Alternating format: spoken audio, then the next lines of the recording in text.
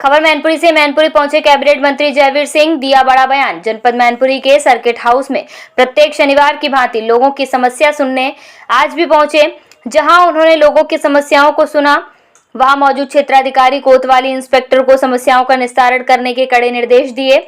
इसके बाद मीडिया से रूबरू हुए, जहां उन्होंने अखिलेश यादव के बयान, भारतीय जनता पार्टी के लोग जहां भी जमीन देखते हैं कब्जा कर लेते हैं, जिसका पलटवार करते हुए उन्होंने कहा कि हमें लगता है कि अखिलेश जी को अपनी पुरानी बातें 12 से 17 वाली याद आने लगी हैं। कहा कि क्योंकि 12 से 17 में वे यही सब करते थे, जमीनों पर कब्जे, चौथ वसूली, हर जगह का एक तथागत सीएम जुल्म, जाति अत्याचार, तभी तो निपटे थे, ऐसा कहा। उसी का परिणाम उत्तर प्रदेश की जनता ने देते हुए भारतीय जनता पार्टी को प्रचंड बहुमत की सरकार बनाने का काम इन्हीं सब कारणों से हुआ था।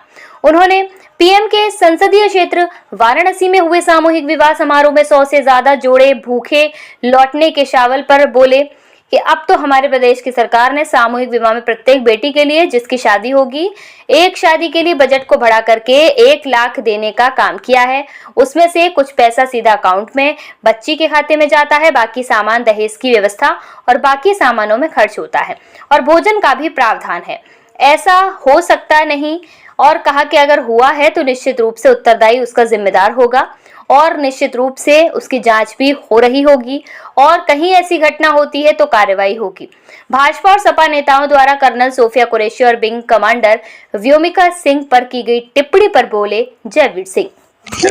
अखिलेश यादव ने कहा है भारतीय जनता पार्टी है भारतीय जमीन पार्टी हो गई, इनको जहां भी जमीन दिखती है वहीं पे ये लोग कब्जा करना शुरू कर देते हैं। हमें लगता है अखिलेश जी को अपनी पुरानी बातें 12-17 वाली याद आ रही है, वही चीज उन्हें याद आ रही है क्योंकि 12 से 17 में यही सब हुआ था।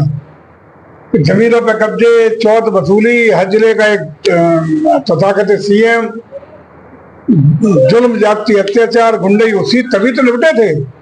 उसी का परिणाम उत्तर प्रदेश की जनता ने देते हुए इनको अपदस्थ करके भारतीय जनता पार्टी को प्रचंड बहुमत की सरकार बनाने का काम इन्हीं सब कारणों से हुआ था।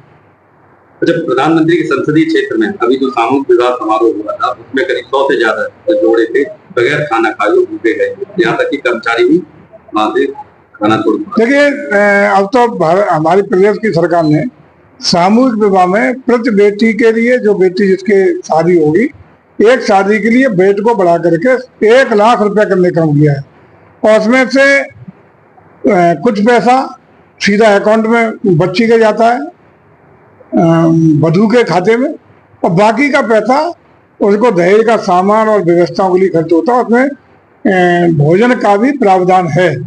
और मैं समझता हूँ कि ऐसा अगर आप कह रहे हैं, लेकिन ऐसा हो नहीं सकता, और हुआ है तो निश्चित रूप से उत्तरदायी उसका जिम्मेदार होगा।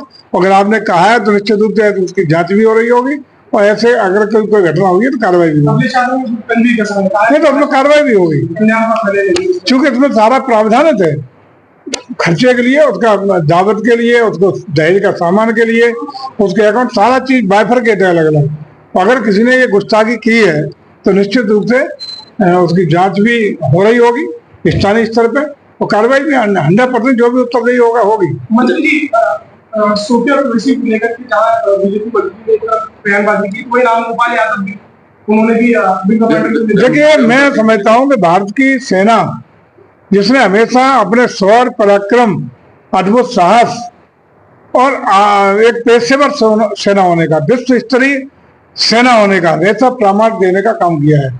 आजादी से लेकर चाहे युद्ध की हो या अन्य कोई हालात हो, भारतीय सेना ने बेमिसाल अनुकरणीय उदाहरण प्रस्तुत किए। तो उसके ऊपर किसी भी प्रकार की टिप्पणी हो, खासकर जात, धर्म, वर्ग के आधार की टिप्पणी, ये तो घोर निंदनीय है। और कोई भी देश का बच्चा सेना के प्रति सद्भावना रखता है, सम्मान रखता है, और अगर कोई टिप्पणी उस पर करेगा तो देश की जनता बर्दाश्त नहीं करेगी। मंत्री विपक्ष कह रहा है कि जिस तरीके सेना ने जो कार्रवाई की है पाकिस्तान के ऊपर, अब बीजेपी जो है उसका राजनीतिकरण कर रही है। कोई देखिए, भारत की सेना ने जो अद्भुत शौर्य पराक्रम दिखाया है, दुनिया को संदेश दिया है कि अत्याधुनिक तकनीक के द्वारा भी पाकिस्तान भले ही परमाणु बम की धमकी देना बंद कर दे, निश्चित रूप से हम लोगों ने उम्मीद की है, आतंकवादियों को पनाह देना बंद कर दे, अन्यथा पूरा पाकिस्तान भारत की मिसाइलों की जद में है, सारा चिन्हित है। बिना पाकिस्तान की धरती पे कदम हुए भी भारत अपनी सरजमी से पाकिस्तान को किस तरह नेस्तनाबूद कर सकता है, ये संदेश देने का काम भारत की सेना ने कर दिया। जिस तरीके से तुर्की ने पाकिस्तान का खुलेआम साथ दिया, तो यूपी भी अब उसमें कहीं ना कहीं शामिल हो गया। यूपी नहीं, पूरा देश आज चाहे तुर्की हो या वो देश जो पाकिस्तान के साथ सहयोग के लिए खड़े हैं, जन जन की भावना है, हर तरीके से उनको बहिष्कृत करने का काम, उनसे व्यापार बंद करने का काम, उनसे पर्यटन के लिए अपनी यात्रा रद्द करने का काम भारत के लोग स्वयं प्रेरित होकर के भारत राष्ट्र के लिए अपने समर्पित भाव से निर्णय लेने का काम कर रहे हैं। Study MBBS, admission abroad. Admission open for 2025. Available countries: Uzbekistan, Kazakhstan, Bangladesh, Georgia, Russia, Iran, Kyrgyzstan. Our goals and promise: 100% admission guarantee with cheapest package and hassle-free process. Please contact for further details regarding eligibility, admission procedure, fee structure, scholarship, etc. Branch office 8 Haji Abu Saeed market, Sadar Bazar, Firozabad.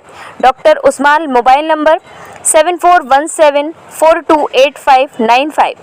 Azhar Ali Khan. Mobile number 9927030049. Head office address A127 Abul Fazal enclave, part 2, Okhla, new Delhi. Mobile number doctor Naaz 9868502655.